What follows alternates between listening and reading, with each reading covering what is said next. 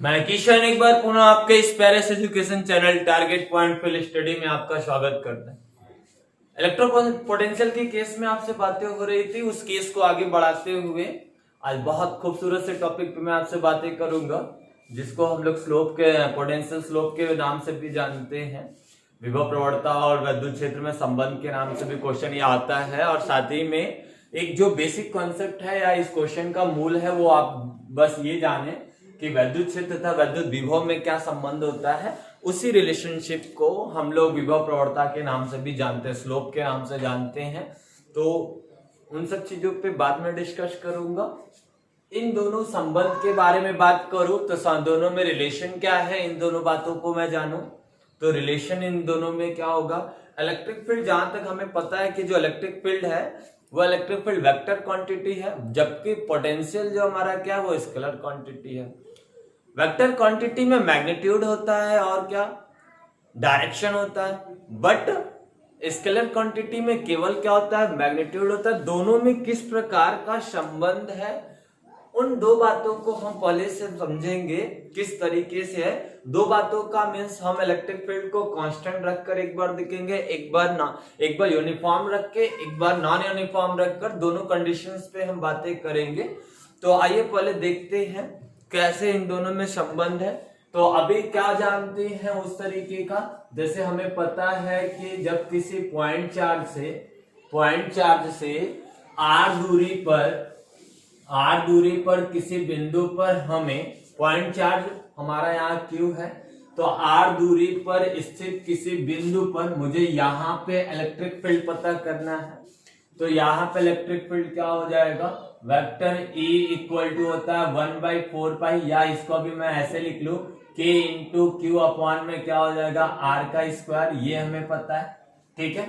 जबकि ऐसे ही कंडीशन पे पॉइंट चार्ज के लिए जो पोटेंशियल होता है वो क्या होता है, B equal to K into Q upon में क्या होता है R होता है। तो ये दो चीजें, एक देखो यहाँ पे कुछ मिलता जुलता, यहाँ आर स्क्वायर होता है, यहाँ क्या होता है आर होता है। यहाँ ये आपका कैसा कंपोनेंट है, वेक्टर है, ये कैसा क्वांटिटी है, वेक्टर है, ये आपका कैसा है स्केलर है ना, ये आपका स्केलर क्वांटिटी है, और ये आपका कैसा क्वांटिटी, वेक्टर क्वांटिटी है। तो इन दोनों में क्या रिलेशन है, इसी बात पे हम चर्चा करेंगे। तो एक छोटी सी बात पहले समझ के चले, छोटी सी बातें जान के चले कि जो इलेक्ट्रिक फील्ड होगा इसमें तो डायरेक्शन है, इलेक्ट्रिक फील्ड इसमें क्या है डायरेक्शन है।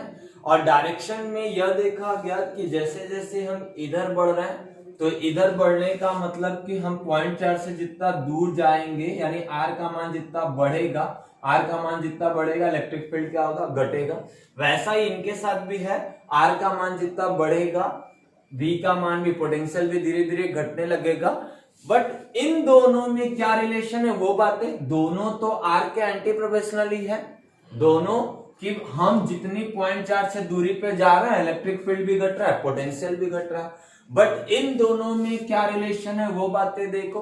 तो एक बातें समझ के चलो क्या हो रहा, जैसे मैं कोई इलेक्ट्रिक फील्ड ले लूं और उस इलेक्ट्रिक फील्ड में जैसे मैं ऐसी बातें कर लूं कि ये हमारे पास पॉइंट चार्ज है और इस पॉइंट चार्ज के कारण ये पूरा इलेक्ट्रिक फील्ड बिल्ड हुआ है ना।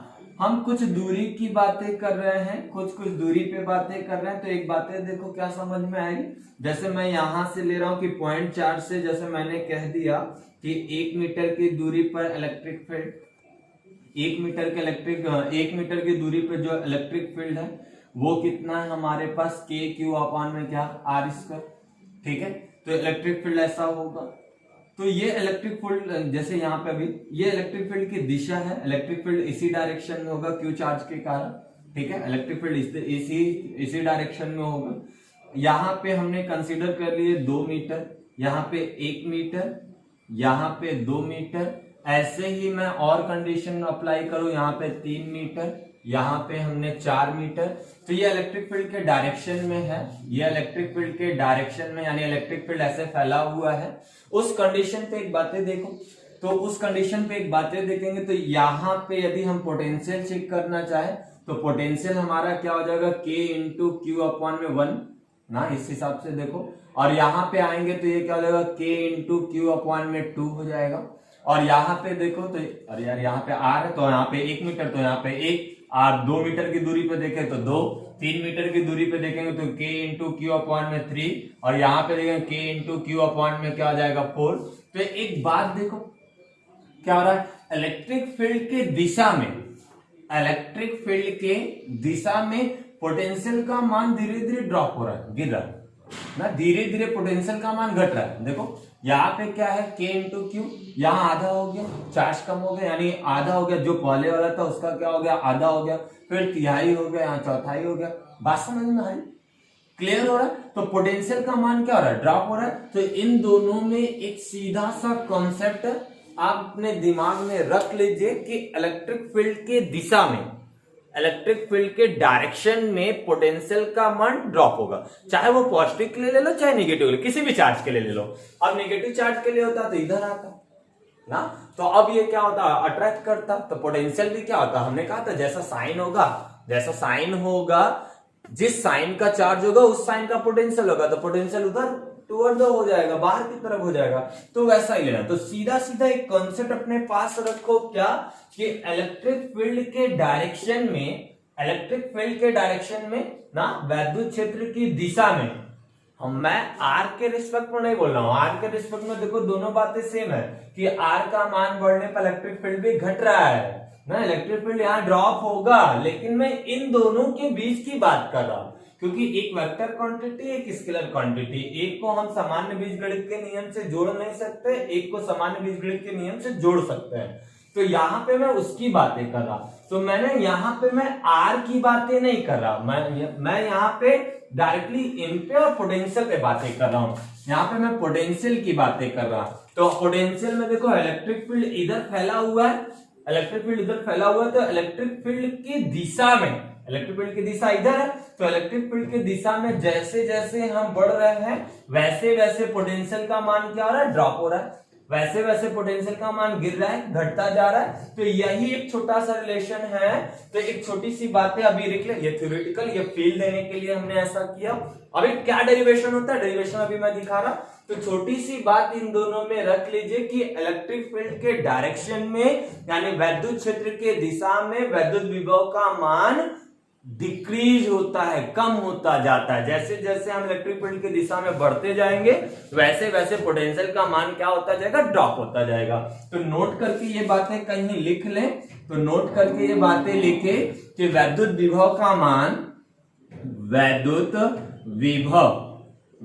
विभव का मान वैद्युत क्षेत्र की दिशा में, वैद्युत क्षेत्र की दिशा में घटता है, वैद्युत क्षेत्र की दिशा में घटता है ना। तो ये बातें आप अपने पास रख के रहे, ठीक है। तो ये छोटी सी लाइन अपने पास रख के रहे। चिन्ह का इश्यू भी आपका खत्म हो जाएगा, बाद में मैं चिन्ह पे बातें करूंगा तो वो चिन्ह का मैटर भी खत्म हो जाएगा। तो ये हमारे पास छोटा सा फील किसका, वैद्युत क्षेत्र और वैद्युत विभव के बीच की रिलेशन पे ना, इनके बीच क्या संबंध है, एक दूसरे के साथ क्या संबंध रख रहा है, वो उस पे हमने बात की। अब बात ये होती है, ये तो छोटा सा कॉन्सेप्ट अभी मैंने फील कराया कि इलेक्ट्रिक फील्ड में यदि बढ़ रहे हैं, जितना मैं इलेक्ट्रिक फील्ड की तरफ बढ़ता जा रहा हूं ना, उसके प्रसार की तरफ बढ़ता जा रहा है, पोटेंशियल धीरे धीरे क्या होता जा रहा है, ड्रॉप होता जा रहा है। उसी में अब हमारे इलेक्ट्रिक फील्ड पे डिपेंड करेगा, घटना ही है, पोटेंशियल घटेगा, लेकिन कुछ में कितना घटेगा, किसी में ज्यादा किसी में कम, उसका या किसी में एक समान घटेगा। वो डिपेंड किस पे करेगा, इलेक्ट्रिक फील्ड पे, कि इलेक्ट्रिक फील्ड हमारा कैसा है, एक समान है कि असमान है, यानी एक समान रूप से आवेशित है कि असमान रूप से आवेशित है ये। और रियल में मैं आपसे कहूं तो जो इनके बीच रिलेशन आता है वो आता है del V equal to minus E into यहाँ आता है डेल R, ये रिलेशन आता है। तो इसको आप अभी नोट कर ले, मैं इसको अभी प्रूव करा रहा, डेरिवेट करा रहा, इतनी बातें पहले नोट कर लीजिए, फिर हम इस पे चर्चा कर रहे हैं। नोट करिए।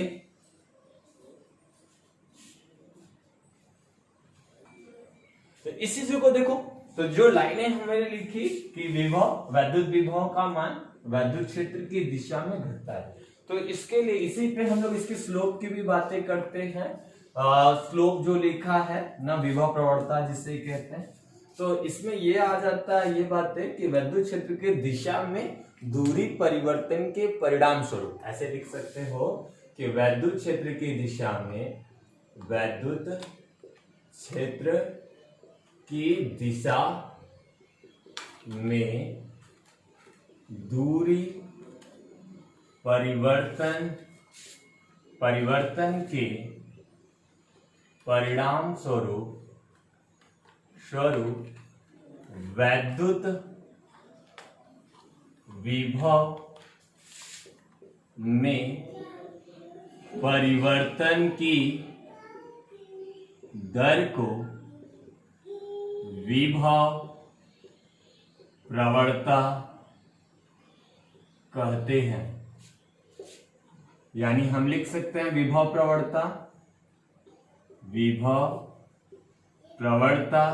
बराबर विभव परिवर्तन बटे दूरी परिवर्तन। तो यहां पे यही लिख सकते हैं हम लोग, क्या, विभव प्रवणता माइनस डेल्टा V अपॉन में क्या हो जाएगा हमारा, डेल्टा R।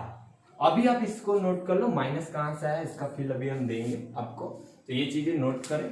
तो अब इसके आगे हम आपसे बातें करेंगे, तो ये चीजें नोट कर लें कि वैद्युत विभव वैद्युत क्षेत्र की दिशा में ना दूरी परिवर्तन के परिणाम स्वरूप वैद्युत विभव में परिवर्तन की दर को ही क्या कहते हैं, विभव प्रवणता। तो विभव प्रवणता बराबर विभव परिवर्तन बटे दूरी परिवर्तन, विभव प्रवणता बराबर माइनस डेल्टा V अपॉन में डेल्टा R। अब इसका फील लेके चलते हैं ना, तो अब इस चीज को समझते हैं। तो हो गया, मिटा दे, हो गया।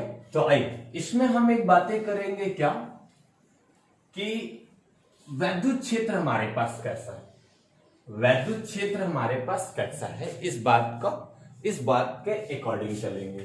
तो इसमें जो हमारे पास केस फर्स्ट बनेगा वो बनेगा जब हमारे पास एक समान वैद्युत क्षेत्र होगा ना। तो इसमें सबसे पहला यही रिलेशनशिप एक समान इलेक्ट्रिक फील्ड के लिए ना, यूनिफॉर्म इलेक्ट्रिक फील्ड के लिए।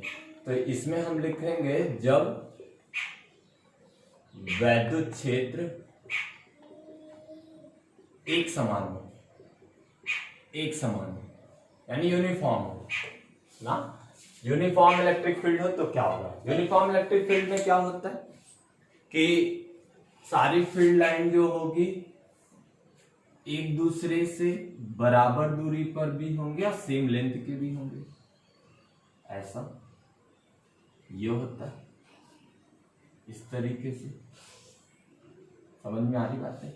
ये एक समान हमने इलेक्ट्रिक फील्ड लिया, वेक्टर E, ठीक है। यहां पे मैं क्या कर रहा हूं कि एक पॉइंट ले लिया A, कह रहा दूरी परिवर्तन, ये फील्ड ऐसा है इलेक्ट्रिक फील्ड का। तो यहां से यहां पॉइंट B, A से B जाने में इलेक्ट्रिक फील्ड के दिशा में जाने पे पोटेंशियल का मान ड्रॉप होता है, कम होता है, ऐसा फील अभी हम लोग लेकर आए ना। तो ये जो डिस्टेंस है वो हमने मान लिया क्या है, डेल्टा R। जो पोटेंशियल गिर रहा है वो हमने मान लिया क्या है, डेल्टा V। जो पोटेंशियल गिर रहा है A से B जाने में वो क्या हो रहा है, डेल्टा V। यदि मैं विभवांतर की परिभाषा से बात करूं ना, परिभाषा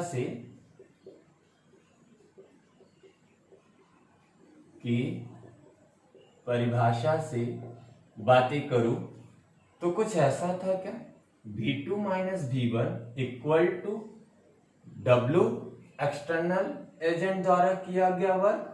कहां से कहां, मैं यहां पे 2 1 लिख लिया हूं, तो क्या हो जाएगा B, यानी A से कहां गया है B, तो VB माइनस क्या हो जाएगा VA एक्सटर्नल वर्क, यानी ये कहां गया है A से कहां तक B के लिए, अपॉन में उसी के पॉइंट चार्ज से हम लोग क्या करते हैं भाग। तो मान लिया कि हमारे पास एक पॉइंट चार्ज यहाँ पे हमने क्यू कंसीडर कर लिया, तो यहाँ पे इसका क्या हो जाएगा क्यू। ये तो हो गया पोटेंशियल की परिभाषा, ये हो गई पोटेंशियल की परिभाषा।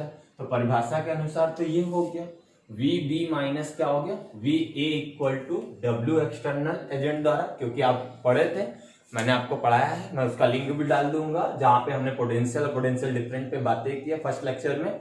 तो वहां पे कि बाहरी कर्ता द्वारा किसी चार्ज को उठा के ले जाने में किए गए कार्य के बराबर होता है ना, वही विद्युत विभव विभवांतर कहलाता है ना। तो अब यहाँ पे एक बातें समझ में आ रहा होगा कि इलेक्ट्रिक फील्ड इसको खुद ही खींच रहा होगा क्योंकि विद्युत क्षेत्र की दिशा उधरी है। तो ऐसा हम लोग क्यों नहीं होने देते, क्योंकि हमारे पास एक क्वेश्चन आता है, हमारे पास एक बात आती है कि इनकी काइनेटिक एनर्जी और स्पीड नहीं बदलनी चाहिए, काइनेटिक एनर्जी और स्पीड नहीं बदलनी चाहिए। हमने यहाँ पॉजिटिव चार्ज लिया है तो उसका मतलब क्या हो रहा है एक बात समझो, हमने यहाँ पॉजिटिव चार्ज लिया तो पॉजिटिव चार्ज के कारण जो इलेक्ट्रिक फील्ड होगा वो इसको इधर एक बल लगा रहा होगा ना। पॉजिटिव चार्ज के लिए क्या होता है, पॉजिटिव चार्ज इलेक्ट्रिक फील्ड की दिशा में होता है, नेगेटिव चार्ज इलेक्ट्रिक फील्ड के विपरीत दिशा में जो फोर्स लगता है। तो यहाँ पे क्या होता है कि इस पे एक बल लगा रहा है, वो बल कितना लगा रहा है, इलेक्ट्रिक फील्ड लगा रहा है, तो वो एफ लगा रहा है और एफ कितने के बराबर होगा एफ जो होगा इसके दिशा में तो Q और इलेक्ट्रिक फील्ड कितना है E, ये लगा रहा है इधर। तो यानी इस चार्ज को ये इधर एफ बल से खींच रहा है, बट हम ऐसा होने नहीं देते। पोटेंशियल की परिभाषा तभी कंप्लीट होती है जब इसकी स्पीड न बदले। तो जब इसकी स्पीड न बदले इसके लिए क्या करना होता है, हमें एक एक्सटर्नल वर्क करना पड़ता है। तो एक्सटर्नल वर्क करने के लिए एक एक्सटर्नल वर्क फोर्स लगाना पड़ेगा। तो एक्सटर्नल फोर्स कहां लगेगा, इसके विपरीत दिशा में, जो इसकी स्पीड को बढ़ने ना दे। यानी मैं थोड़ा सा इसको खींचा, ये उधर उसको खींच रहा, मैं इधर खींचा रहा हूं, थोड़ा सा आगे बढ़े, थोड़ा सा आगे बढ़ा, थोड़ा सा मैं छोड़ू, थोड़ा सा आगे बढ़े, थोड़ा सा छोड़ू, यानी एक समान उसकी स्पीड बने रहे। काइनेटिक एनर्जी उसकी बदलनी नहीं चाहिए। तो काइनेटिक एनर्जी न बदले इसलिए इसकी विपरीत दिशा में हमें एफ एक्सटर्नल फोर्स लगाना होता है, एक्सटर्नल फोर्स लगाना होगा इसके विपरीत दिशा में। और कितना लगाना होता है, स्पीड नहीं बदलनी चाहिए, जितना एफ लगता है उसके उतना ही विपरीत बल लगाते हैं एक्सटर्नल, ठीक है। तो अब ये आपका कितना लगेगा -Q इंटू कितना हो गया E। अब एक्सटर्नल वर्क कराने के लिए यही फोर्स लगाना होगा, एक्सटर्नल वर्क कराने के लिए यही लगाना होगा।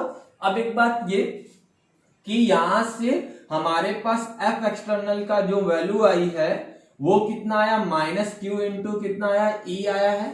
अब दूसरी बात, डिस्प्लेस कितना करा रहे, A to B delta R करा रहे हो, कितना करा रहे हो, डेल R करा रहे हो। तो ये चीजें डिस्प्लेस करा रहे हो, तो यहां से ये भी वेक्टर कंपोनेंट हो गया, ये भी वेक्टर, तो यहां पे डेल R ये भी वेक्टर, तो यहां से ये डिस्प्लेस करा रहे हो यहां से यहां के लिए, ठीक है। तो अब ये यहां पे हम यदि W एक्सटर्नल की बातें करें ना, तो यहां पे W एक्सटर्नल एजेंट द्वारा किया गया काम A टू क्या B इक्वल टू क्या हो जाएगा, F एक्सटर्नल फोर्स ना, डॉट क्या हो जाएगा हमारे पास, डॉट वर्क होता है क्या, W बराबर F डॉट S होता है, बात हो रहा है ना, डॉट प्रोडक्ट है ये। तो यहाँ पे F डॉट क्या हो जाएगा, वेक्टर S। तो यहाँ पे क्या हो जाएगा हमारे पास W external work A to क्या हो जाएगा B, और यहाँ पे ये फोर्स कितना -Q इंटू क्या होगा del E, vector E dot यहाँ पे कितना हो जाएगा हमारे पास, ध्यान से समझो, ये S कितना हो गया डेल R का वेक्टर, दोनों डॉट प्रोडक्ट है। डॉट प्रोडक्ट के लिए हम ये भी लिख सकते हैं vector A dot vector B equal to हम लिखते हैं क्या, AB cos थीटा लिखते हैं। तो देखो अभी मैं वो बातें नहीं लिख रहा, यहाँ पे डॉट प्रोडक्ट के रूप में ही छोड़ रहा हूं। जिस एंगल की बात करें अभी यहाँ पे रखूंगा तो ये होगा उसी के डायरेक्शन में है। देखो एंगल बिटवीन आर क्या, डिस्प्लेसमेंट एंड इलेक्ट्रिक फील्ड, तो डिस्प्लेसमेंट भी इसी फील्ड में हो रहा है इलेक्ट्रिक फील्ड की दिशा में, तो दोनों के बीच का एंगल 0 ही है, तो cos 0 की वैल्यू कितनी होगी 1, तो आना वही है। लेकिन मैं यहाँ पे रख नहीं रहा ना, cos के फॉर्म में नहीं रख रहा हूँ, डॉट के फॉर्म में ये भी रखा हूँ, ठीक है। तो ये क्वेश्चन नंबर क्या हो जाएगा 2। तो इस बात को दिमाग में रखे रहो कि हम बदल भी सकते हैं ना। तो आप cos 0 की वैल्यू कितनी होगी 1, तो ये आपका फिर भी कितना आएगा, यहाँ पे Q vector E dot vector delta R ना, डिस्प्लेसमेंट भी वेक्टर क्वांटिटी, एफ भी वेक्टर क्वांटिटी, ये दोनों वेक्टर क्वांटिटी। और वर्क आया, अब यहां पे रखो तो वी बी माइनस क्या हो गया, V A equal to external work कितना कर आए हो, माइनस क्यू ई डॉट कितना हो गया डी आर, ये कितना है डेल्टा आर। तो आप इसको डेल आर लिखोगे, कॉस जीरो वैल्यू वही आना है, तो हम इसको क्या लिख सकते हैं, ऐसे डेल आर रख रहे हैं, मैं डेल आर ही रख रहा हूं ना, कॉस का टर्म रखने के बाद अलाउ कर रहा, ये क्यू, तो क्यू से क्यू क्या हो गया कैंसिल ना, वो आप अपने दिमाग में रख रहे हो कि कॉस का टर्म भी यहाँ है ना, इस तरीके से ये आपका रहना है Q into E del R cos theta. तो यहाँ जीरो सेम डिग्री पे है, यदि ऐसे होगा तो 90 इधर किसी एंगल में, जितने एंगल की बात करेगा उस एंगल के अकॉर्डिंग आगे, तो क्यू से क्यू क्या हो गया कैंसिल, और इसको क्या लिख सकते हो डेल्टा भी, इसको क्या लिख सकते हो डेल्टा भी इक्वल टू, यहाँ पे मैं डॉट के साथ ही चल रहा हूं अभी ना, डॉट के साथ ही चल रहा हूं, तो यहाँ पे क्या हो जाएगा हमारे पास माइनस वेक्टर ई डॉट क्या हो जाएगा वेक्टर आर। यही रिलेशनशिप है किसके बीच, वैद्युत विभव और वैद्युत क्षेत्र के बीच का रिलेशनशिप ना। ध्यान रखेंगे, बहुत लोग डायरेक्ट इसको ऐसे लिख देते हैं, वेक्टर ई बराबर लिख देते हैं डेल्टा भी अपॉन में डेल्टा आर माइनस, ऐसा नहीं करिएगा ना, ये ध्यान में रखिए कि यहाँ ये डॉट प्रोडक्ट है, यहाँ ध्यान में रखिएगा डॉट प्रोडक्ट, यदि ऐसा लिखते हैं तो बिल्कुल गलत पढ़ा रहे हैं, ठीक है। तो ये बात दिमाग में रखिएगा कि डेल्टा भी equal to minus E dot क्या हो जाएगा डेल आर। अभी ये सारी चीजें मैं आ रही ना, ये सारी चीजों पे मैं कब लिखूंगा, वैसे भी लिखूंगा, कब लिखूंगा उन सारी चीजों पे मैं बात करूंगा। तो ये आपका छोटा सा डेरिवेशन, जब फील्ड हमारे पास कैसा है, एक समान फील्ड है तब, जब एक समान इलेक्ट्रिक फील्ड है तब, तो डेल बी इक्वल टू, यहाँ ऐसा नहीं कि यहाँ वेक्टर लगाना, वेक्टर यहाँ पोटेंशियल क्या है हमारे पास, पोटेंशियल हमारा स्केलर क्वांटिटी है और electric field vector quantity, delta R displacement vector quantity, इसलिए इनके ऊपर वेक्टर लगा हुआ है, इनके ऊपर नहीं। तो आप इसको ऐसा नहीं फटाक से ई पूछ रहा है तो नीचे इसको रख के तुरंत निकाल लेंगे कि ई पूछ रहा है तो उसके बटे में डाल देगा, ऐसा कुछ नहीं करिएगा, ठीक है। तो ऐसा नहीं, क्योंकि ये डॉट प्रोडक्ट के रूप में जैसा एंगल लेगा उस एंगल के अकॉर्डिंग बात कर, मैं अभी कुछ सवाल इस पर बता रहा हूँ, एक दो सवाल बता रहा हूँ तो कॉन्सेप्ट थोड़ा और क्लियर होगा, पहले इसको नोट कर लीजिए। चलो, तो ये बातें समझ में आ रही है आपको। तो यहां से हमने क्या निकाला पोटेंशियल, जब हमें नोन है क्या electric field, electric field known है, तो उस इलेक्ट्रिक फील्ड में, और इलेक्ट्रिक फील्ड कैसा है हमारे पास एक समान है। अब ऐसा देखो, एक क्वेश्चन देखते हैं, क्वेश्चन में क्या कह रहा है ना, एक क्वेश्चन ले लेते हैं, उस क्वेश्चन के माध्यम से मैं आपको समझा रहा। तो एक क्वेश्चन ले रहा हूं कि हमारे पास एक समान इलेक्ट्रिक फील्ड के अंदर ना, यानी एक समान वैद्युत क्षेत्र है और उस वैद्युत क्षेत्र के अंदर, ठीक है, उसमें हम एक स्क्वायर ले रहे हैं जिसकी साइड क्या हो जा रही है 1 मीटर की ना, 1 सेंटीमीटर की साइड हो जा रही है। तब हमें फाइंड आउट करना है कुछ चीजें, तो उसको देख लेते हैं। जैसे इसके अंदर एक स्क्वायर ले लेते हैं, ठीक है, इसके अंदर हमने एक स्क्वायर ले लिया, इसके अंदर हमने एक स्क्वायर ले लिया, ठीक है, ध्यान समझो, ये ए, ये बी, ये सी और ये डी, इसके अंदर हमने एक स्क्वायर लिया है, ठीक है। इसकी साइड कह रहा है 1 मीटर है, इसकी साइड कितना कह रहा है 1 मीटर। आप फील्ड के साथ भी बातें कर सकते हो, कॉन्सेप्चुअल फॉर्मूले के साथ भी बात कर सकते हो, ठीक है। तो बहुत जल्दी में कंपटीशन वगैरह में हो तो आप ऐसे सवाल दिखाना है तो आप हल करके दिखाओ, नहीं तो ऐसे क्या होगा, नॉर्मली मैं उसको सॉल्व कर रहा, ठीक है, तो अभी टिक केवल लगाना है, तो आप फील्ड के साथ चलो, चिन्ह का कोई इश्यू नहीं। तो अब दोनों तरीके से मैं करके बता रहा हूं। तो देखिए क्वेश्चन में हमसे कह दे रहा है कि V B minus V A ज्ञात कीजिए, ठीक है। दूसरी बात कह रहा है कि वी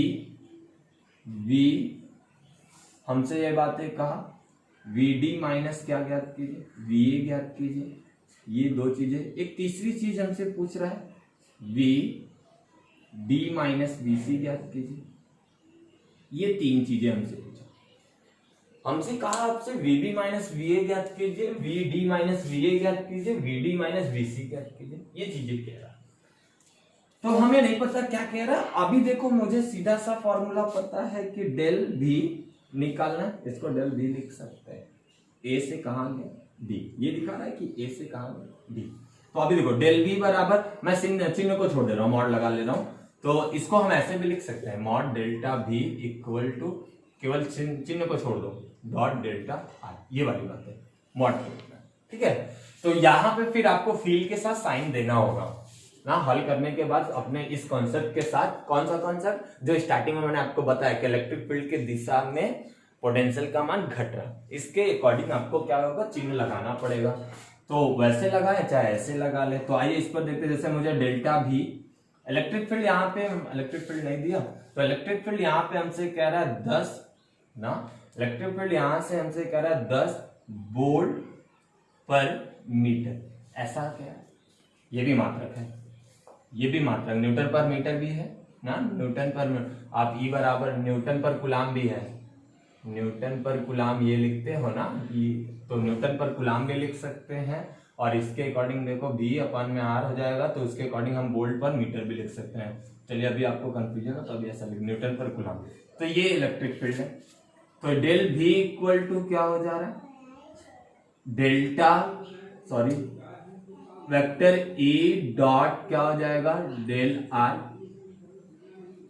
कितना अंतर, इलेक्ट्रिक फील्ड इधर, तो डॉट प्रोडक्ट है, ऐसे ही जा रहा ना, A2 कहां जा रहा है, B, A2 कहां जा रहा है, B जा रहा, यही हमारा क्या है, B माइनस क्या, A से B जा रहा है, तो यानी क्या हो जाएगा, E del R cos theta, दोनों के बीच का एंगल, किनके बीच का, डेल R और E भी इस डायरेक्शन में है, R भी इसी डायरेक्शन, यही डेल R है ना, R भी इसी डायरेक्शन में, दोनों का डायरेक्शन ऐसे, तो दोनों के बीच का एंगल कितना हो जाएगा, 0।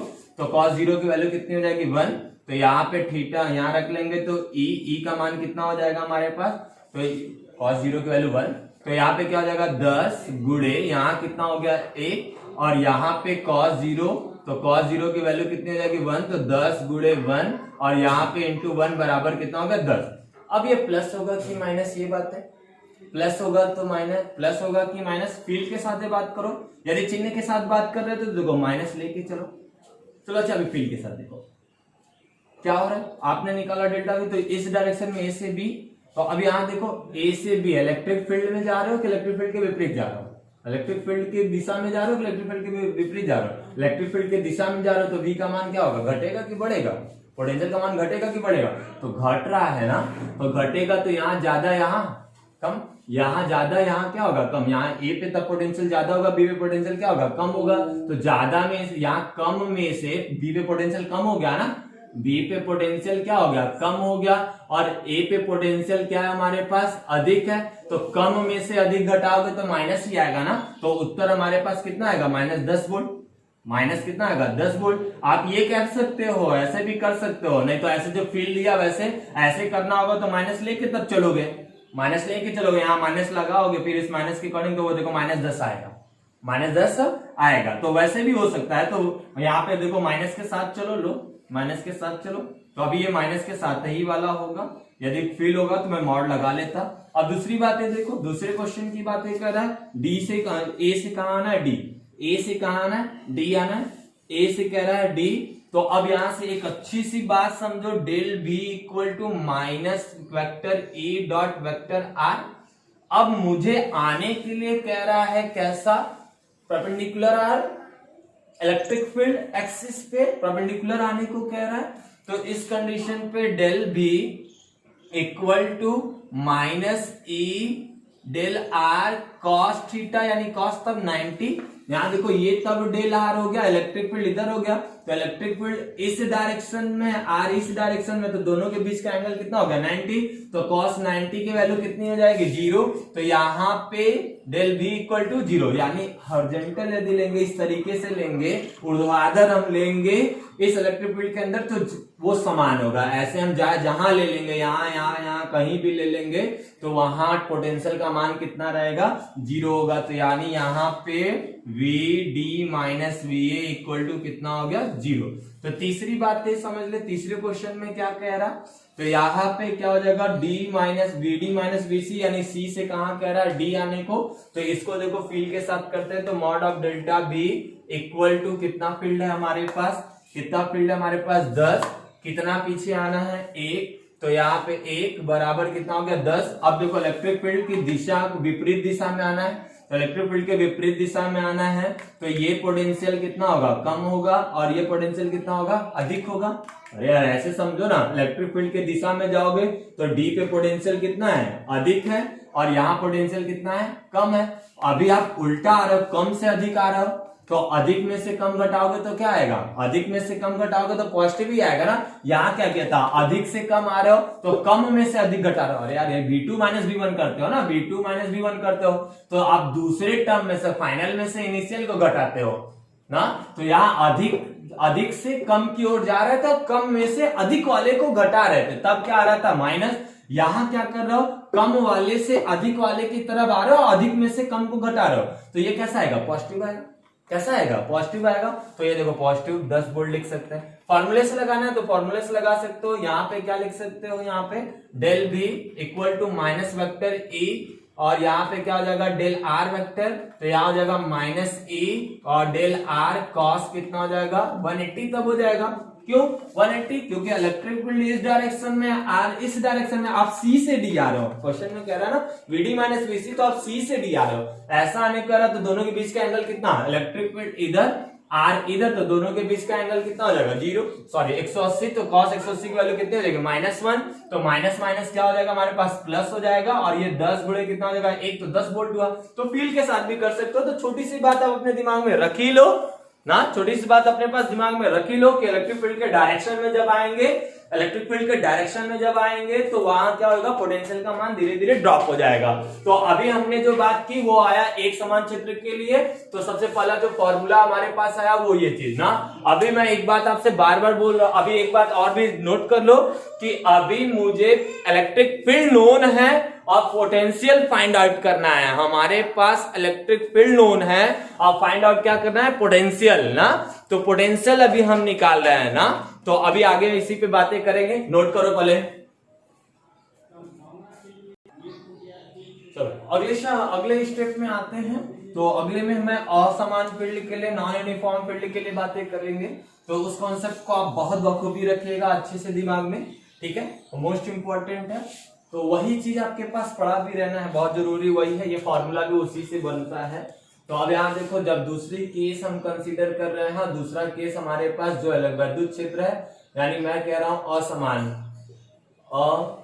असमान वैद्युत क्षेत्र, ये होने पर असमान वैद्युत क्षेत्र। तो असमान वैद्युत क्षेत्र में जैसे मैं कह रहा हूं नॉन यूनिफॉर्म है, तो कुछ इस तरीके से ऐसे समझ लो, इस तरीके रैंडम ऐसे ले रहा हूं कि कहीं पे इलेक्ट्रिक फील्ड ज्यादा, कहीं पे इलेक्ट्रिक फील्ड कम, इस तरीके से है।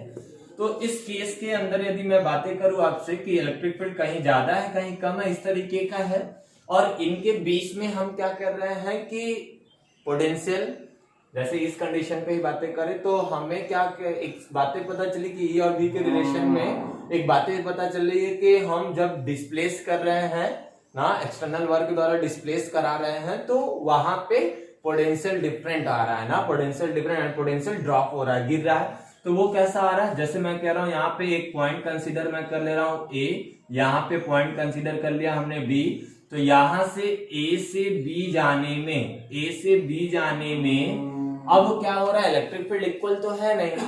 इलेक्ट्रिक फील्ड इक्वल होता तो मैं एक बात कहता कि समान रूप से ड्रॉप होता, पोटेंशियल एक रूप से गिरता है, समान रूप से कि हर 1 सेंटीमीटर पे 1 वोल्ट गिर रहा है, तो हम ये बातें आराम से कह सकते थे। बट यहाँ पे कहीं कहीं 1 सेंटीमीटर पे 2 वोल्ट गिर रहा है, तो कहीं कहीं 1 सेंटीमीटर पे 4 वोल्ट गिर रहा है। तो इस प्रकार, क्योंकि इलेक्ट्रिक फील्ड अलग टाइप का है ना, और समान रूप से है। तो यहाँ देखो, तो मैं इसके अंदर एक छोटा सा एकदम नजदीक 2 छोटे कण ले रहा हूं, जिसके बीच में इलेक्ट्रिक फील्ड लगभग सिमिलर होगा। हाँ, अभी मैं सिमिलर लेके चलूंगा। तो हम पास में 2 ऐसे कण ले रहे हैं जहां पे इलेक्ट्रिक फील्ड लगभग सिमिलर होगा। तो मैं वही बातें कह रहा हूं, यहाँ पे जब दूरी हमने चली वो कितनी चली dr, और यहाँ जो पोटेंशियल ड्रॉप हो रहा है वो कितना हो रहा है dv। तो हम सीधी सी बातें कर सकते हैं क्या, dv equal to electric field यहाँ पे सिमिलर है उस छोटे से यहाँ पे, तो इस कंडीशन पे माइनस क्या हो जाएगा डेल्टा E डॉट क्या हो जाएगा डेल्टा, सॉरी यहाँ पे क्या हो जाएगा E वेक्टर E डॉट क्या हो जाएगा dr। तो अब एक बात समझो, मुझे छोटे से A से B ले जाना है, मुझे कहां से कहां ले जाना है, ए से बी ले जाना है। तो ए से बी ले जाने में तो ऐसे ही हम छोटे छोटे D R D R D R D R तो डीवी कर सकते हैं। तो पूरा ए से कहां होगा, बी के लिए ना। तो हम ऐसे ही, तो यहां पे हमें, तो उसके लिए या तो हम जोड़े या तो हमारे पास एक सीधा सा उपाय है कि हम लोग इंटीग्रेशन करते हैं फाइनली यहां से वहां तक। तो यहाँ पे पोटेंशियल हमारा B1, यहाँ पे पोटेंशियल हमारा क्या B2, तो कुछ ऐसा। और यहाँ पे यदि मैं वेक्टर पोजीशन की बात करूं तो यहाँ पे इनके वेक्टर पोजीशन के अनुसार यहाँ पे यह R1 और यहाँ पे कितना हो जाएगा हमारे पास, यदि मैं ऐसे बातें करूं ओरिजिन के साथ तो यहाँ पे क्या हो जाएगा हमारा R1 और ये क्या हो जाएगा R2। तो इनके बीच की जो टोटल दूरी हो जाएगी वो क्या हो जाएगी, R2 माइनस R1 हो जाएगा, ऐसा हो जाएगा। तो हम उसी के अकॉर्डिंग बातें कर रहे हैं। तो छोटी छोटी चीजों को यानी छोटा डी आर या डीवी सबको जोड़ेंगे तो हम लिख सकते हैं डेल V, क्या लिख सकते हैं डेल V इंटीग्रेशन ऑफ क्या हो जाएगा dv, ये बातें कर सकते हैं। और इंटीग्रेशन ऑफ माइनस कितना हो जाएगा वेक्टर E डॉट क्या हो जाएगा dr। तो आप ये अपने पास रखें, यही आपका सबसे इंपॉर्टेंट फॉर्मूला और यही ट्रू भी है और यही सही भी है, ठीक है। यही आपका सही भी है, वो भी इसी से आना है ना, वो भी इसी रूप से आना है। अब यहाँ पे जैसे मैं एक बात है इसी को ऐसा भी लिख सकता हूँ डेल V इक्वल टू आप पोटेंशियल B1 से कहां तक जा रहा है B2 के लिए dv, जिनके बीच कह रहा है माइनस कहां से हो जाएगा R1 से R2 ले जा रहा हूं तो वेक्टर E डॉट क्या हो जाएगा dr। तो इस तरीके का, तो असमान रूप से हम इसी तरीके का इंटीग्रेशन करके फील्ड को निकालते हैं। यही इलेक्ट्रिक फील्ड इक्विवेलेंट होता है तो हम बाहर निकालते हैं डॉट प्रोडक्ट पहले कंप्लीट करके। देखो डॉट प्रोडक्ट क्यों लिख रहा हूं कि इलेक्ट्रिक फील्ड से, जैसे मान लो हमारा इलेक्ट्रिक फील्ड ऐसा है और ऐसा है और मुझे क्या करना है कि रैंडम R मुझे ऐसा जाना है, तो वो इलेक्ट्रिक फील्ड के साथ थीटा कोण बना रहा है। कभी कभी क्या रहा, अभी जो ये केस निकला था तो वहां देखो मैं इलेक्ट्रिक फील्ड के डायरेक्शन में ही गया था A से B ना, तो वहां पे cos 0 आया तो फॉर्मूला यही बना था। तो अभी मैं ऐसे भी जा सकता हूँ, ऐसे भी सवाल में भी बताया तो 90 पे भी गया था, ऐसे भी जा सकता हूँ, इसलिए हम डॉट प्रोडक्ट के रूप में ही लिखकर छोड़ रहे हैं। तो यहाँ पे असमान के लिए यही आपका डेकोरेशन होता है। तो एक असमान इलेक्ट्रिक फील्ड के लिए आपका जो रिलेशन आता है वो ये रिलेशन होता है, ठीक है। तो आप इसी को कॉपी में नोट कर ले, जब आपका सवाल बनेगा असमान वैद्युत क्षेत्र के लिए तो आप इंटीग्रेशन की सहायता से ही डेल V निकालेंगे ना। तो ट्रू यही है, इसी तरीके से हम निकालते हैं, यह भी इसी से आया हुआ है। तो इन चीजों को ध्यान में रखें। देखो अब छोटी सी बात, अभी तक हमारे पास इलेक्ट्रिक फील्ड नोन है, इलेक्ट्रिक फील्ड क्या है नोन है। इलेक्ट्रिक फील्ड यदि नोन है तो निकालना क्या है पोटेंशियल। तो बातें हजम हो रही है इस पे चाहे इस पे।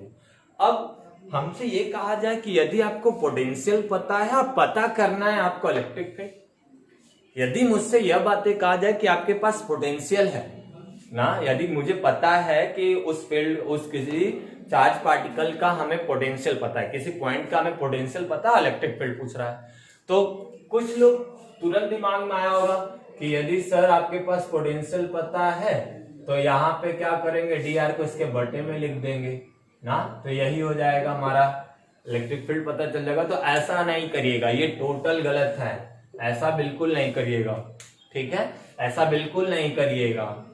बात समझ आ रहा है, क्योंकि वेक्टर E कैसा है, वेक्टर क्वांटिटी है ना, तो इसका डायरेक्शन बहुत मूल्यवान है। और दूसरी बात, मैं इसको बटे में नहीं लिख सकता क्योंकि यह किस फॉर्म में था, किस फॉर्म में था, वेक्टर फॉर्म में था ना। तो ये वेक्टर, ये डॉट प्रोडक्ट है, डॉट प्रोडक्ट को कैसे बटे में भेज दोगे, वो तो एंगल पे, सवाल पे, सिचुएशन पे रहेगा, तो आप उसके अकॉर्डिंग करोगे, ठीक है। तो अभी तक जो हमने सारी चर्चाएं आपसे की, हमने उस पे बात की कि वैद्युत विभव वैद्युत क्षेत्र में संबंध उस कंडीशन पे जब हमारा वैद्युत क्षेत्र एक समान था, असमान था, और दोनों कंडीशन पे हम वैद्युत विभव ही निकाले हैं वैद्युत क्षेत्र के जानने पर, यानी वैद्युत क्षेत्र पता है तो वैद्युत विभव निकाले हैं। अब जो मैं आपसे बातें करूंगा वो यह बातें करूंगा कि हमें वैद्युत विभव पता है, अब पता करना है हमें वैद्युत क्षेत्र ना, तो इस कंडीशन पे हमें जानना है, इस कंडीशन पे हमें जानना है। तो इसको हम ऐसे भी लिख सकते हैं और ऐसे भी लिख सकते हैं। तो अब एक छोटी सी बात देखो, यदि मैं आपसे एक छोटी सी बातें करूं कि अब जो हमारे पास कॉन्सेप्टुअल चीजें हैं वो यह कि हमारे पास भी पता है ए निकालना है। जहां तक हमें पता है या आपको पता है कि वेक्टर ई वेक्टर फॉर्म में होता है, यानी हमारे पास जो इलेक्ट्रिक फील्ड है वो वेक्टर क्वांटिटी, तो हम इसको ऐसा लिख सकते हैं क्या, ई एक्स आई का क्या ई वाई, ऐसा लिख सकते हैं वेक्टर ई एक्स प्लस क्या ई वाई प्लस क्या ई जेड लिख सकते हैं कुछ इस तरीके का ना। वेक्टर क्वांटिटी है, किसी भी डायरेक्शन में हो सकता है। क्या हो जाएगा वेक्टर ई, तो हम ऐसा लिख सकते हैं ई एक्स का आई कैप प्लस क्या हो जाएगा ई वाई का जे कैप प्लस क्या हो जाएगा ई जेड के कैप। तो ये हो गया वेक्टर, ऐसा हमने मान लिया। अब एक बात, हमें यह भी पता है कि del R as a vector quantity, del R vector quantity, ये भी वेक्टर क्वांटिटी में है, तो यहां से ये भी आपका डिस्प्लेस करेगा, ये भी आपका क्या करेगा डिस्प्लेस करेगा। बातें समझ में आ रही, क्लियर हो रहा है?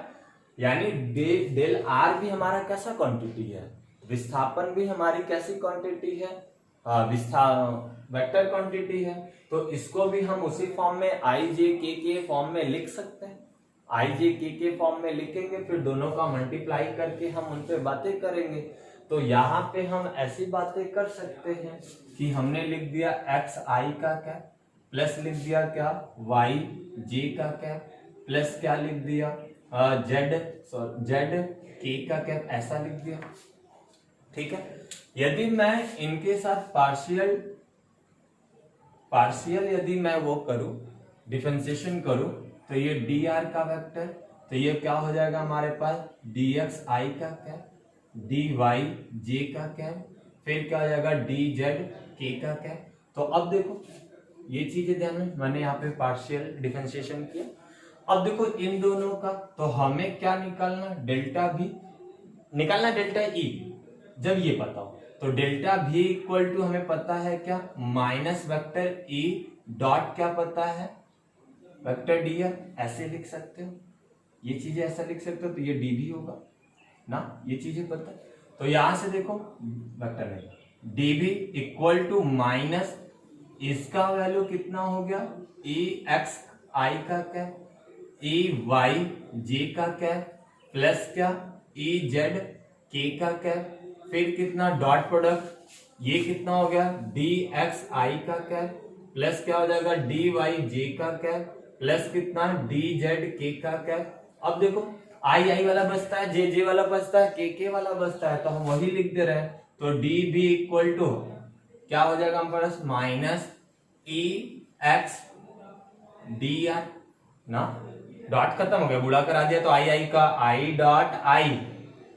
डॉट आई एक वन हो गया, तो अब यहाँ पे डॉट नहीं गुणा, फिर इसका इनके सब तो माइनस, ये भी माइनस अंदर जाएगा, तो क्या हो जाएगा ई वाई डी वाई ना, फिर उसी प्रकार माइनस कितना ई जेड डी जेड, तो ये हो गया डीवी की वैल्यू, ये हो गया क्या डीवी की वैल्यू।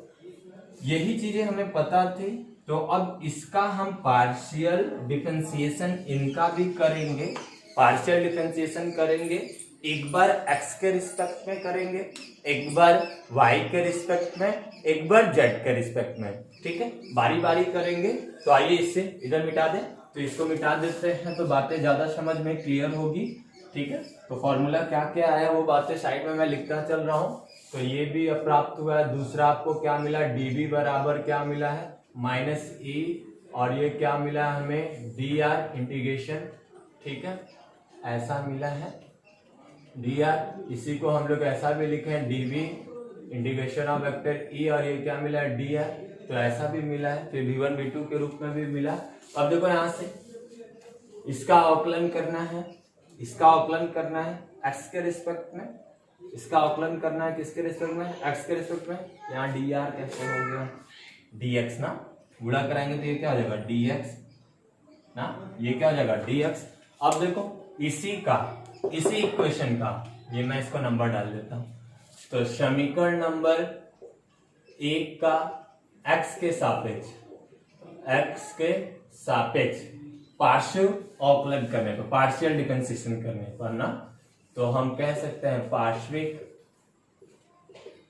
अवकलन, ठीक है। तो अब देखो इसके फॉर्म पे करोगे तो अब देखो जब x के रिस्पेक्ट में करोगे तो dy इक्वल टू 0 हो जाएगा और dz इक्वल टू भी क्या हो जाएगा, 0 हो जाएगा। y कांस्टेंट हो जाएगा, z कांस्टेंट हो जाएगा, x के रिस्पेक्ट में करोगे तो y कांस्टेंट, तो वो कांस्टेंट का अवकलन 0 हो जाएगा, तो ये 0 हो जाएगा, ये 0 हो जाएगा। तो उसके अनुसार करोगे तो ये क्या आ जाएगा, dv by dx equal to, यहां से आप ये 0 तो सबको करते जाओ, तो जब यहां से करोगे तो क्या आ जाएगा माइनस, यहां से हो जाएगा माइनस dx से dx कैंसिल, dx से dx क्या हो जाएगा कैंसिल, तो केवल क्या बचेगा ex, क्या बचेगा हमारे पास ex, और फिर यहाँ पे आपका क्या हो जाएगा, ये 0 हो जाएगा और ये भी क्या हो जाएगा 0 हो जाएगा। तो अब यहाँ पे इसको हम ऐसे नहीं लिखते, डेल के रूप में लिखते, तो ऐसा भी होता है। तो यहाँ पे डी के रिस्पेक्ट में या डेल के रिस्पेक्ट में लिखो तो डेल एक्स, तो यहाँ पे आपका क्या बचेगा, अब देखो ex बराबर क्या हो जाएगा डेल v अपॉन में डेल क्या हो जाएगा x, यही माइनस यहाँ, तो अब देखो निकाल सकते, अब निकाल सकते, ये देखो आराम से निकला। इसी प्रकार से आप क्या करोगे, y को y के रिस्पेक्ट में करोगे तो क्या आएगा ey, y के रिस्पेक्ट में करोगे तो क्या आएगा ey, तो अब यहाँ डेल v अपॉन में क्या मिलेगा, डेल y मिलेगा, हाँ या ना, हाँ या ना, हाँ, तब x कांस्टेंट हो जाएगा, y का z कांस्टेंट हो जाएगा। और ऐसे ही हम क्या करेंगे, ez निकालेंगे,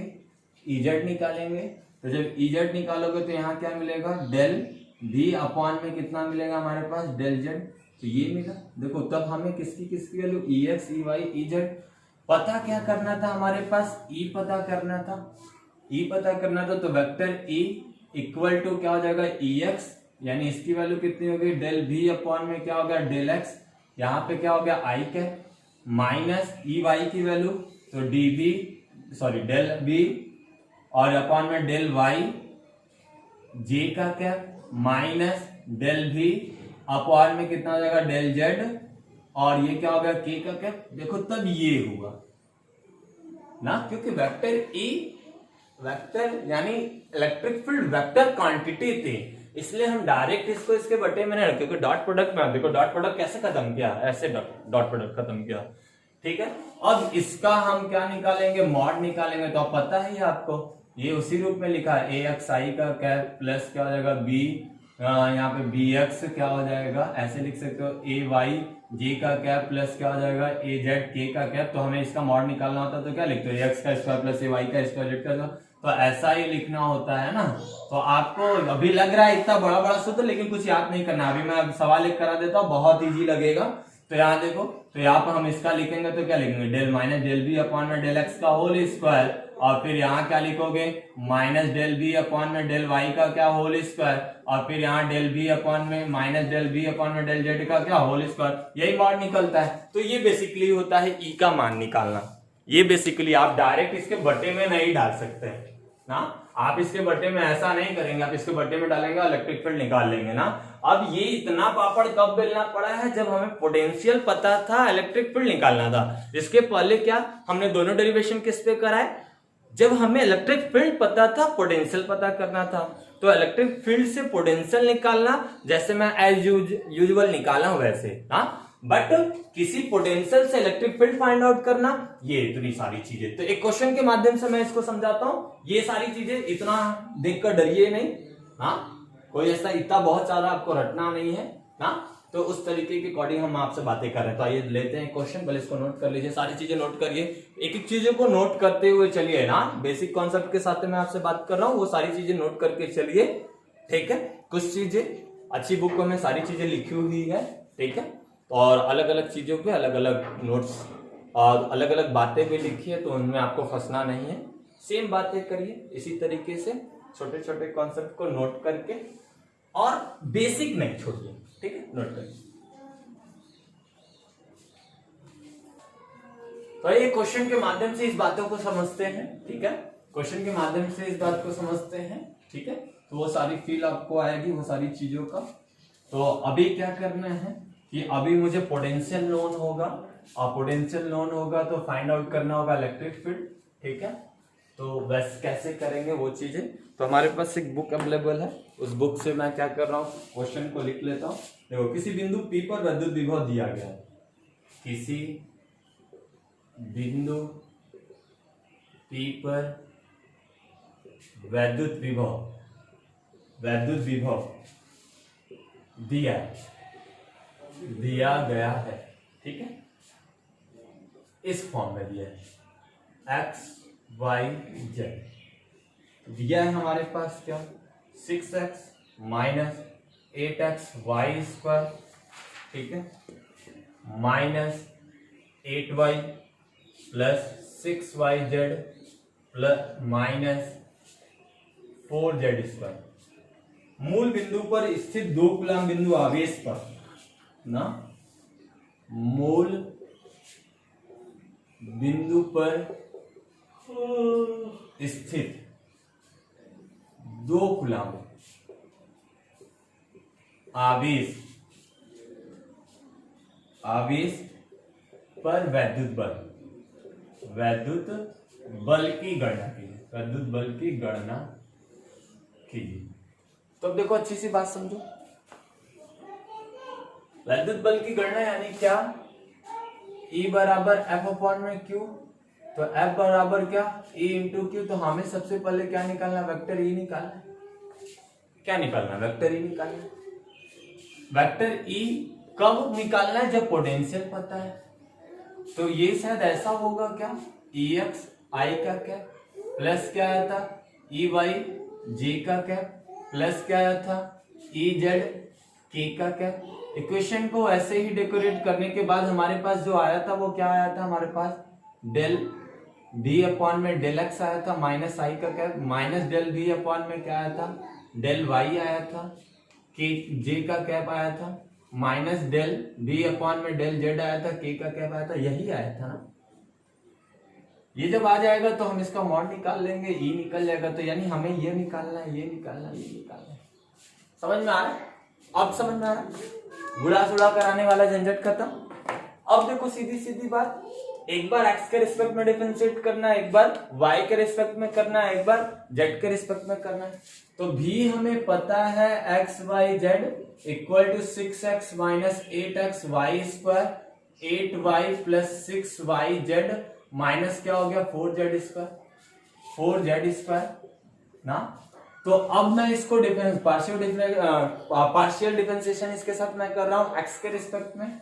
जब हम x के रिस्पेक्ट में करेंगे तो डेल v अपॉन में क्या आएगा, डेल x के रिस्पेक्ट में करेंगे तो y वाले सारे टर्म क्या हो जाएंगे, z वाले सारे टर्म क्या हो जाएंगे ना।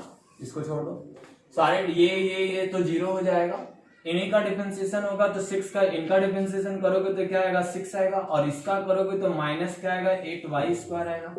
हाँ या ना, ठीक है, डिफरेंशिएशन आना जरूरी है।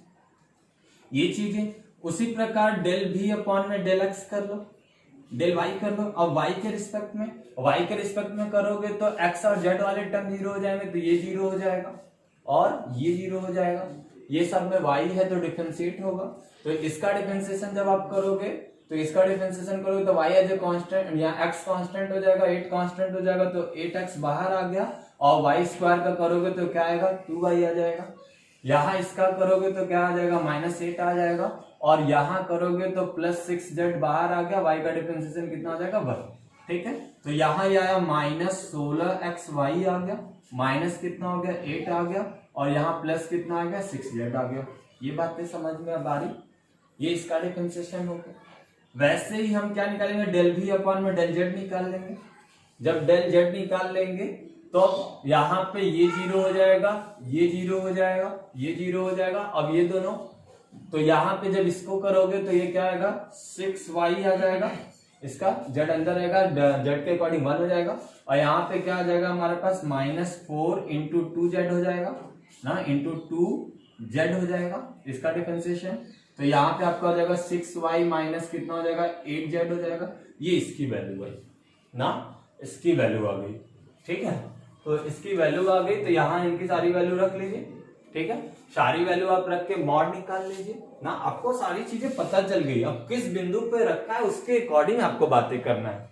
ना किस बिंदु पे रखा है, तो वेक्टर E इक्वल टू, यहाँ पे आप रखो, इक्वेट करो, यहाँ पे आप रखो, तो इसकी वैल्यू कितनी आई है -8y, यहाँ कितना आया, यहाँ पे वैल्यू आई है 6 - 8y², फिर i का क्या, फिर कितना आया हमारे पास माइनस, इसकी वैल्यू कितनी निकाले हो आप, -16xy -8 प्लस कितना 6z, j का कैप आया है माइनस, इसकी वैल्यू कितनी निकाले हो 6y माइनस क्या हो गया 8z, k का कैप निकाले हो। अब देखो चार्ज कहाँ रखा हुआ है, समझो बात है, चार्ज कहाँ रखा है, मूल बिंदु पे, तो मूल बिंदु के अकॉर्डिंग निकालना है, तो x का मान 0, y का मान 0, z का मान 0, x का मान 0, y का मान 0, z का मान 0, तो यहाँ पे x = 0, y बराबर 0 एंड z बराबर 0 ना, तो यहाँ से क्या हो जाएगा वेक्टर A इक्वल टू, यहाँ पे आपका कितना हो जाएगा, ये 0 हो जाएगा, तो यहाँ पे आपका कितना हो जाएगा -6i का क्या, समझो माइनस अंदर जाएगा, ये 0 हो जाएगा, ये भी 0 हो जाएगा, ये 0 हो जाएगा, ये 0 हो जाएगा, ये 0 हो जाएगा, तो केवल आपका बच क्या रहा है, यहाँ से 6 बच रहा है, यहाँ 8 बच रहा है, तो यहाँ से आपका ये हो जाएगा -6i का कैप, माइनस यहाँ जाएगा तो ये प्लस हो जाएगा, +8j का कैप हो जाएगा। अब निकल रहा, समझ में आ रहा है, मॉड निकाल लो इसका, mod of A equal to क्या हो जाएगा, √(-6 का होल स्क्वायर प्लस कितना हो जाएगा 8 का होल स्क्वायर, ये कितना हो जाएगा √100 हो जाएगा, और बराबर कितना होगा 10 न्यूटन पर कूलम, ये हो गया। अब निकाल लो बल, अब बल निकाल लो, तो बल कितना है, यहाँ से बल निकालना है आपको, यहाँ मैं निकाल देता हूँ, यही निकाल देता हूँ छोटे में, तो यहाँ से बल निकाल लो, तो यहाँ पे क्या हो जाएगा F इक्वल टू 2 कूलम का आवेश रखा था, तो ये हो जाएगा 10 गुणे कितना हो गया 2 ना, तो ये आपका पॉजिटिव चार्ज ये भी है, 2 कूलम का आवेश पॉजिटिव है, और यहाँ पे ये भी पॉजिटिव आया है, तो 10 दूनी के 20 न्यूटन, यानी 20 न्यूटन का फोर्स लगेगा, इलेक्ट्रिक फील्ड के दिशा में लगेगा। बातें समझ में आ गई आपको, पोटेंशियल पता है, अब पोटेंशियल पता था, इलेक्ट्रिक फील्ड निकाला, तो क्वेश्चन हमारा यहीं तक था, जो हमने आपको आज टॉपिक पढ़ाया वो यहीं तक था, इसमें छोटा सा ज्वाइंट की बल निकालना था, ठीक है। तो आई होप ये सारी बातें आपको समझ में आ गई होगी, ठीक है, नहीं आई एक बार फिर से आप इसको रिवीजन करिएगा, पढ़िएगा, क्वेश्चन पे जोर दीजिएगा, ठीक है, कॉन्सेप्ट को बहुत बखूबी से ध्यान रखिएगा। Thank you, best of luck, मन लगा के पढ़िए, घर रहिए, सुरक्षित रहिए, थैंक यू।